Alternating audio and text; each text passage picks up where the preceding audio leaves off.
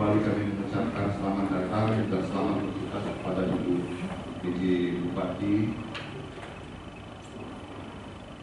Dan kami berharap Ibu PJ Bupati menemani dan memimpin Tubaba menuju masa depan. Akhir kata, saya akan menyampaikan kata-kata mutiara.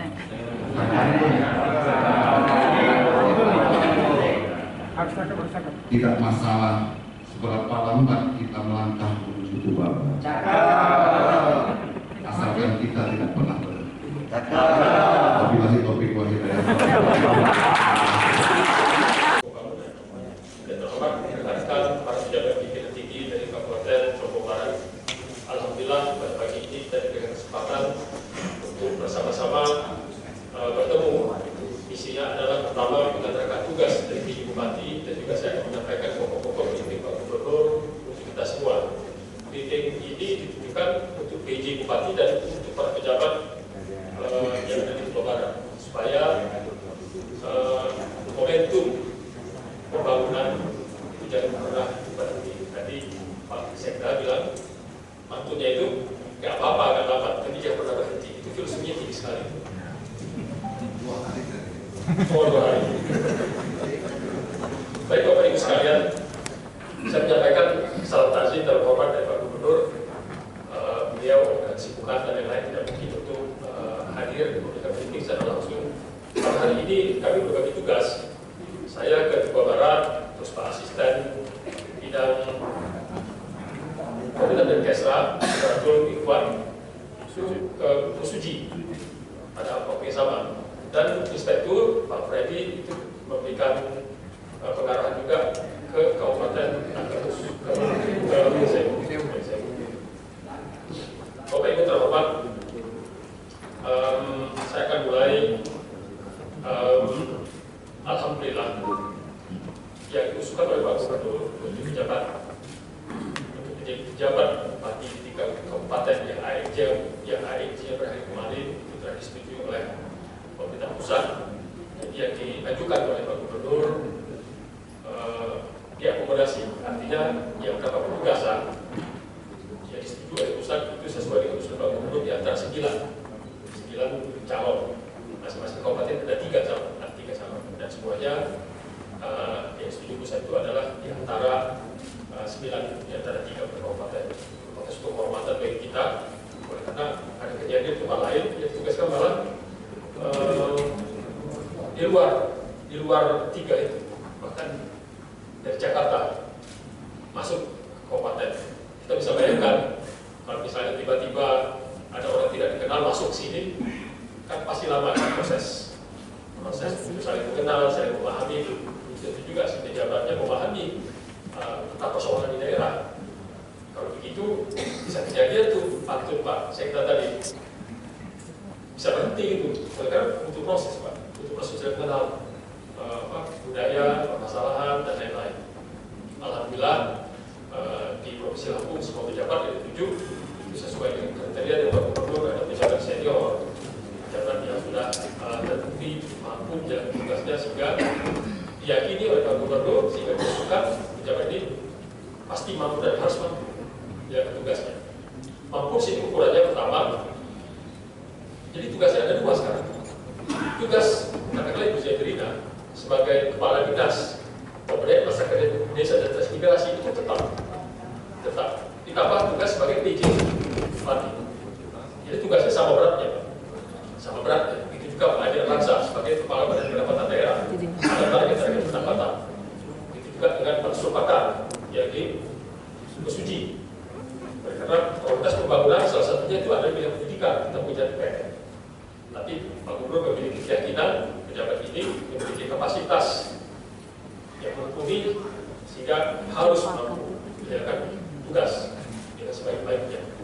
Artinya kapasitas yang dimiliki itu akan terlihat memberikan hasil kalau diiringi dengan manajemen, diiringi dengan sinergi, diiringi dengan partisipasi aktif semua pejabat, semua stakeholder yang ada pemangku kepentingan termasuk masyarakat. Tanpa dukungan itu, maka siapapun yang memimpin itu tidak akan efektif, tidak didukung, tidak sinergi. Jadi ini merupakan prasyarat. Nah, kita sayang di Kabupaten Lombok Barat, kita cinta, maka kita harus komit. Kita harus komit bahwa Kabupaten Lombok Barat milik kita bersama. Yang kita kecewakan masyarakat ingin ada perubahan, masyarakat ingin momentum pembangunan sudah ada itu dipertahankan. Jadi ini menjadi kewajiban bagi kita semua. Alhamdulillah tadi Pak Ketua MUI telah memimpin doa, telah kita aminkan doanya. Dan saya simak betul intinya supaya kita mendapat kekuatan dalam mengurus daerah ini. Dan ya Allah, kata Pak Ketua MUI, tunjukilah kami yang benar itu jelas benar, sehingga kami dapat memilihnya dengan langkah pasti. Tunjukilah yang salah itu jelas salah, sehingga kami Bapak Ibu terhormat, ada beberapa hal yang perlu disampaikan. Dalam melaksanakan urusan pemerintahan, jangan pernah terjadi momentumnya itu stop. Semangatnya, meskipun kita agak pelan ini jangan pernah berhenti. Bagi kita masih ingat apa arti momentum. Di dalam kajian-kajian sosial sering bergerak, apakah anggaran dasarnya tinggi, apakah sumber daya alamnya dikelola. Kalian kecepatannya, tidak berhenti Pak. Untuk menggerakkan dia butuh energi lebih besar lagi. Karena truknya besar. Tunduk kepada semua kantor, semua ketentuan yang sifat kebijakan publik. Yang publik apa? Semua jangan pernah berhenti supaya momentumnya bagus. Anggaran yang sudah ada, tadi catatan ada 864 miliar, dari bagus, berarti momentumnya semakin baik Pak. Kita sudah bisa bersaing. Mereka pada prinsipnya tiap kabupaten itu meskipun bukan perubahan, tapi masing-masing harus membangun di bulan Mei, berarti 7 bulan, berarti 2 tahun 7 bulan. 2 tahun 7 bulan di periode pasca pilkada serentak dan pilkada sama. Tapi untuk mencapai itu kita harus mulai sekarang. Tapi dia stop, maka momentumnya habis. Ini harus kita laksanakan. Termasuk persoalan-persoalan ya kalau memang ada, kalau terjadi bukan masalah aset misalnya yang digugat, itu termasuk polda KTC untuk melaksanakan itu. Mewakili daerahnya dalam dan berpengadilan, kuasa hukum dan lain. Jangan sampai ada persoalan hukum itu tidak selesai. Bahkan ini bisa menjadi indikator. Kalau hari ini tawuran antar desa dan lain, masalah-masalah konflik sosial itu harus diselesaikan. Barang-barang dan jasa. Sebab ini Bapak Ibu sekalian, kenapa Pak Presiden berulang-ulang, Pak Gubernur berulang-ulang meminta agar ini lebih cepat akselerasinya. Berarti juga miskinnya rendah. Cuma ekonominya di atas rata-rata.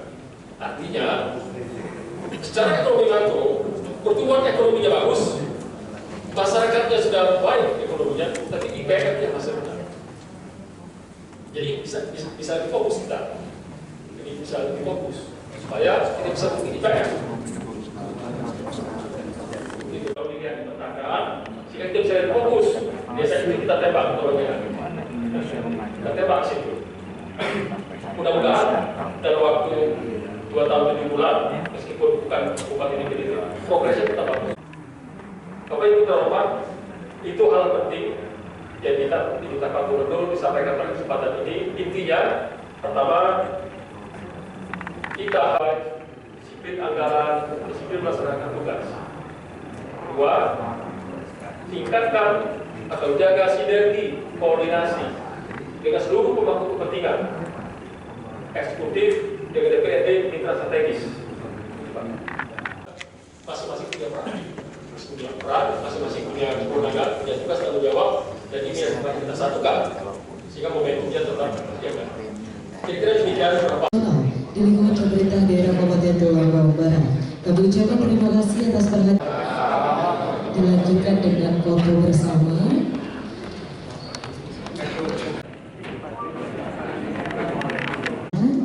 Sambutan dari Ibu Pejabat Kabupaten Lombok Barat kepada Ibu Bersama. Iya, detar ya. Sekda, kami sudah melaksanakan apel pertama dan saya menjadi pembina upacara. Jadi ada kesempatan juga tadi berkenalan dengan seluruh pegawai di Pemda Kabupaten Pulau Lombok Barat ini, dan mudah-mudahan juga karena saya sudah mengenalkan diri bahwa sebenarnya saya ini orang sini Pak, asli orang Panaragan saya bilang. Jadi PIU saya sama dengan PIU Bapak dan Ibu semua, dan kita kalau membangun PIU ini yang memang PIU kita bersama gitu. Dan memang saya tadi juga tidak terlalu berani membuka dulu ya apa sih gagasan dan sebagainya, karena kita menunggu dulu arahan dari Bapak Gubernur yang disampaikan oleh Pak Sekda tadi. Jadi memang karena sifatnya kita ini penugasan, saya ini adalah penugasan, maka tidak boleh menyimpang dari pemerintah pusat, kemudian juga dari pemerintah provinsi yang sudah digariskan, itulah yang kita jalankan. Nah kemudian kami juga terima kasih sekali, selain kita diantarkan ya Pak Sekda, kita juga diberikan gambaran umum mengenai Kabupaten Lombok Barat. Jadi kalau kita lihat tadi sebenarnya kerjaan kita tinggal kita lihat indikator-indikator itu aja tadi. Sudah rinci sekali dibuatkan oleh Pak Perda ya Pak ya. Jadi itulah indikator keberhasilan kita. Jadi kalau umpamanya indikator itu ternyata perubahan angkanya baik, tadi kan ada dua dari sekian banyak target kita banyak yang tercapai Pak ya, tapi ada dua, satu IPM yang menjadi PR kita ya, kemudian juga adanya paradoks tadi, pertumbuhan ekonomi tinggi tapi kok masyarakat miskinnya masih ada ya, masih cukup tinggi juga dan seperti itu. Jadi memang itulah yang akan kita kerjakan ya, akan kita kejar. Kemudian yang kedua, mungkin karena saya sudah banyak tantangan dari Pak Sekda terkait dengan bagaimana kita menyikapi kondisi disruption sekarang ini. Kita sebutnya era disruption, di mana kita tidak bisa membayangkan tiba-tiba sekarang kita dihadapkan pada kondisi suka tidak suka, siap tidak siap, kita harus melek teknologi. Kita harus bagaimana memanfaatkan kemajuan teknologi, satu. Kemudian yang kedua, kita harus memanfaatkan bagaimana kita bisa berkolaborasi. Kemudian yang ketiga adalah kesetaraan akses. Jadi kalau kita menghadapi era yang sekarang ini, yang disebabkan oleh pandemi, ya salah satunya, kalau kita tidak punya senjata tiga ini kayaknya agak sulit untuk jalan yang tadi Bapak bilang, bagaimana kita mengejar momentum, bagaimana kita bergerak dengan cepat.